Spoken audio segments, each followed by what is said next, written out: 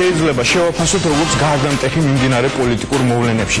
გრანდიოზული ოპოზიციური აქცია დინამოს სტადიონზე და ამავდროულად საბოლოო გააყარა მათ რიგებში, რომელთა ლიდერებმა ღიად განაცხადეს, რომ ყველასთან ერთად ვეღარ იქნება სტილი დაცულია. არადა დინამოზე აქციის შემდეგ თითქოს მათი რიგები უფრო უნდა შემჭიდროვებულიყო. შესაძლოა ამ პროცესებში მნიშვნელოვანი ადგილი უკავია იმ მოვლენებს, რომლებიც საპატრიარქოსა და პატრიარქის გარშემო განვითარდა. გაჩნდა ვერსია, რომ განხეთქილება 25 მაისს საღამოს მოხდა. ამაზე ისიც მიანიშნებს, რომ პირველი განცხადება აზართა სხვაობაზე 26 მაისის დილას ყველასათვის მოულოდნელად გაკეთდა. არეულობა ოპოზიციაში 24 მაისის ღამეს ორშაბათს დაიწყო, როცა ლიდერები 26 მაისის სამოქმედო გეგმას განიხილავდნენ.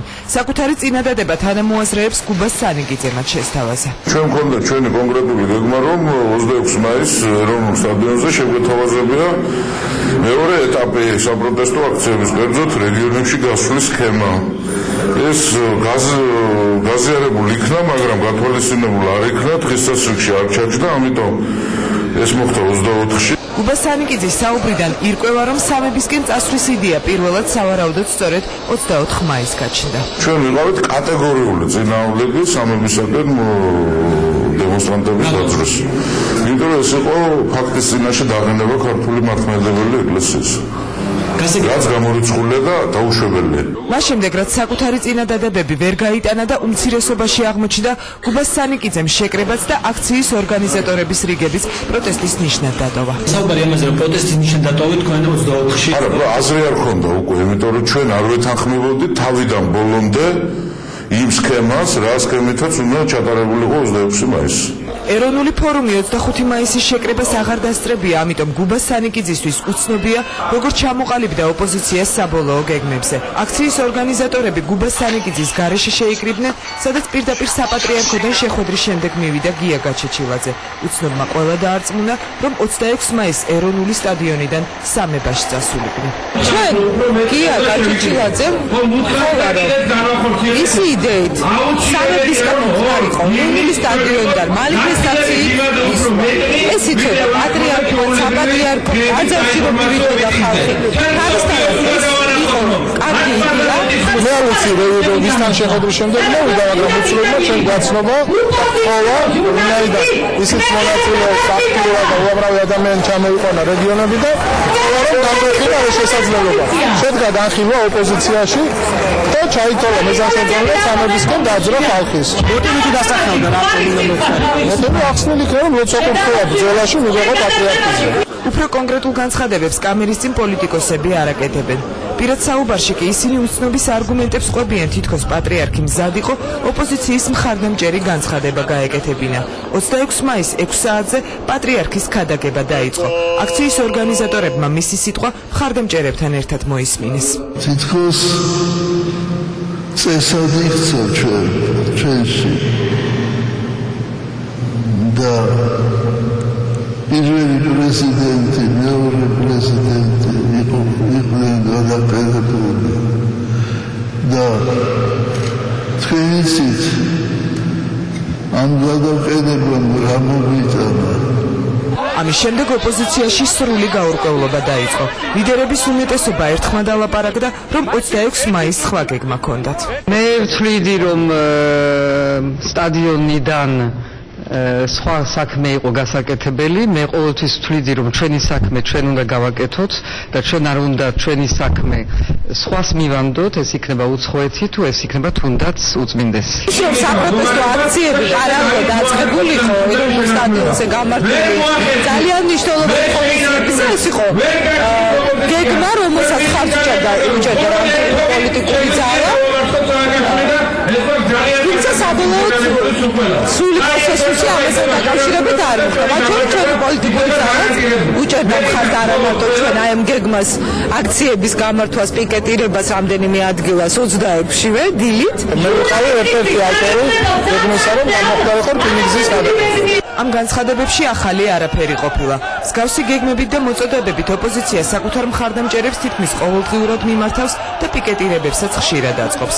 სწორედ ამ ფონზე გახდა გაუგებარი ოპოზიციის განცხადებები, რომ პატრიარქმა იმ დღეს ქვეყანას სისხლისღვრას აარიდა. არის ყოველდღიური განცხადება. დიდ სისხლისღვრას ააცილა ქვეყანა. ეს არის ფაქტი. და საერთოდ რაც ხდებოდა საკურთხეველში და ტაძარში ის არის ჩემთვის მიუღებელი. ჯოგებად რო დარბოდნენ აქედან და იქიდან დაწვებით. თქვენ ახსენეთ რომ იმ დღეს პატრიარქის განცხადებით მოხდა სისხლის ზღვრის თავიდან აცილება. რატომ ელოდით ესეთ მძიმე შედეგს თქვა იმ დღეს? რატომ უშვებთ ასე ვთქვათ? ეგზალტირებული იყო ორივე მხარე. და საიდუმლო გეგმა ქონდა ოპოზიციას, რასაც შეიძლებოდა ხელისუფლებასთან დაპირისპირება და ძალის გამოყენება მოყოლოდა, ამაზე ლიდერებს საუბარი დღესაც არ სურთ. კი, სხვა გეგმაც არსებობდა, მაგრამ მე ნამდვილად არ ვთვლი საჭიროდ ახლა ამ გეგმებთან დაკავშირებით დეტალურად საუბარს, იმიტომ რომ საბოლოო ჯამში ჩვენ ჩამოყალიბდით იმ სქემაზე, რომელიც განხორციელდა და ახლა წინა გეგმებზე ვინ დაეთანხმა, ვინ არ დაეთანხმა, მე არ ამგონია რომ ახლა სწორი და სამებაში უცხოებდა. არც ერთ გეგმაზე არ დაგელაპარაკეთ, იმიტომ ის გეგმები, რომელიც არ იყო დამტკიცებული, არ არსებობს. გეგმა არსებობს მხოლოდ როცა ის ყველას მიერ შეთანხმებული, ეს არის ჩვენი პრინციპი და ის შეთავაზებული ვთქვათ ასე გეგმები, ყველაზე შეიძლება განხორციელდეს ასე რომ ბოლოს მე ვიმედვი რუსთავის გეგმის შესახებ. არაოფიციალური ინფორმაციით 26 მაისის დილას რადიკალური ოპოზიციის ყველაზე რადიკალური ნაწილი ტელევიზიაში შეჭრას გეგმავდა. ამ თემაზე დასმული შეკითხვა დავით გამყრელიძეს წონასწორობას აკარგვინებს. ახლა დაგითხოვს მიწობ თუ რა არის ახლა მოდი ახლა მიფასუხე თუ რა არის ახლა არა გვაინტერესებს უბრალოდ რა საუბარი ის ადამიანები რომლებიც შეიკრიბნენ სტადიონზე რომ წამოსულიყვნენ შტურმს გაიღოთ ეგ არის სისულელე ეს არის პროვოკაცია არავით არის შტურმი არასოდეს არც ერთ წევს არც ერთ ლიდერს და არც ერთ პარტიას არ უხსენებია არავით არის შტურმი არადეს არის პროვოკაცია თუ თქვენ ამ კითხვას სვამთ ვიდა გითხრათ იმიტომ რომ მაგდაგვარი არავის არ ქონია და თუ თქვენ მომიყვანთ ერთ ადამიანს მაინც პოლიტიკურ ლიდერს რომეთ გეტყვით რომ ამდაგვარი რამე იხილებოდა მე მოდის მოვუხდი საზოგადოებას თუ არა და თქვენ ძალიან გთხოვთ ნუ გაავრცელებთ ამ პროვოკაციულ განცხადებას არავით არის შტურმი თქვენმა სააკაშვილმა განახორციელა 2003 წელს როცა მე შიგნით ვიყავი და შტურმით აიღეს ეს შენობა ესეც და ისიც კანცელარი ცოტა ეგრე რომ გააკეთოთ პასუხს მოხდობ სერიოზულად როგორ რო გავაკეთოთ აი ესე რომ მოშეფუთო რომ თითქოს შტურმი არა მე არაფერს აფუძნებ თქვენი აზრი მაინტერესებდა და აზრი და ძალიან გთხოვ სწორად გააკეთოთ სწორად გააშუქოთ რა ეგ არის პროვოკაცია და არც ერთ ლიდერს არასოდეს შტურმზე არ ულაპარაკია სააკაშვილთან რა ეს გაუშვი რომ სააკაშვილი მოხდა შტურმი ამის 2003 წელს და კანცელარიის მაგამ და მაგის გარემოც ეკა ბესელიაკი ტელევიზიის შტურმით აღების სხვა ვერსიაზე საუბრობს. ეს იდეა ქონდა და ამის სურვილი ქონდა აქციის მონაწილეების გარკვეულ და ისინი ήταν ძალიან გაგზავნებულები და გაბრაზებულები.